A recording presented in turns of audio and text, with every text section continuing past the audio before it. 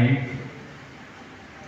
আজকের এই বিদায় সংবর্ধনা অনুষ্ঠানে উপস্থিত আছেন স্যার মহোদয়েরা এবং জনাব মোহাম্মদ আবুল খায়ের এবং আমার সহকর্মী ভাই ও বোনেদের জানাই আন্তরিক শুভেচ্ছা ও অভিনন্দন।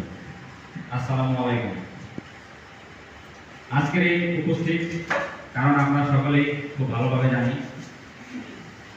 বিদায়ের দিন মনটা অত্যন্ত ভারাক্রান্ত, ও কারণ বিদায় মানেই কষ্ট, বিদায় মানেই ব্যথা।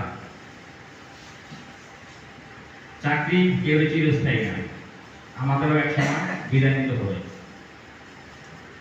অনেকে ভালোবাসা দিয়ে বিদায় নেয়, আবার অনেকে বুক ভরা কষ্ট নিয়ে চলে যায়, আবার অনেকে জোর করেও বিদায় নেয়। আমরা যদি কর্মস্থলে ভালো কাজ করি, আমাদের সবসময় সুনাম এবং নাম সবাই বলবে। তো আসলে অনেকে বক্তব্য দিবে, বেশি কিছু বলবো না। হ্যার ভাই আমাদের কৌশলী শাখায় দীর্ঘদিন ছিল, তারপর সিকিউরিটি সেকশনে চলে যায়।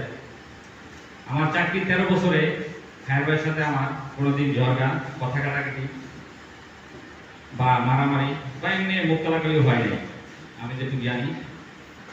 তো হ্যার ভাই অবশ্য একজন খুব পরিশ্রমী মালিক, আমরা সবাই জানি।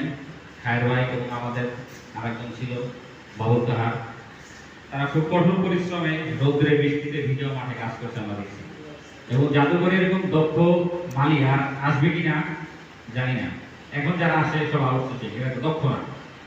টেকনিশিয়ান পোস্টেও আসে সব অদক্ষ, কিন্তু এই দুইজন মালিক যে চলে গেছে, আমরা এই 2 বছরে বাগানের অবস্থা দেখছি। কোনো জায়গায় বীজ বেশি পড়ছে, কোনো জায়গায় কম পড়ছে, কোনো জায়গায় গাছ মেরা হয়েছে। তো দক্ষ মালিক এবং দক্ষ টেকনিশিয়ান ছাড়া আসলে জাদুঘর চালানো খুবই মুশকিল। তাই আমি বেশি কিছু বলবো না। খায়ের ভাই তার সামনের জীবন খুব দীর্ঘস্থায়ী হোক, আল্লাহ তাকে ভালো রাখুক, আমরা দোয়া করি। খায়ের ভাই আবার আসবেন আমাদের মাঝে জাদুঘরে, কারণ যারা এই জাদুঘরে ভালো কাজ করবে তাদের জন্য আমরা সবসময় আকুল প্রার্থনা করি তারা ভালো থাকুক, তারা সুখে থাকুক। আমার এই বলে বক্তব্য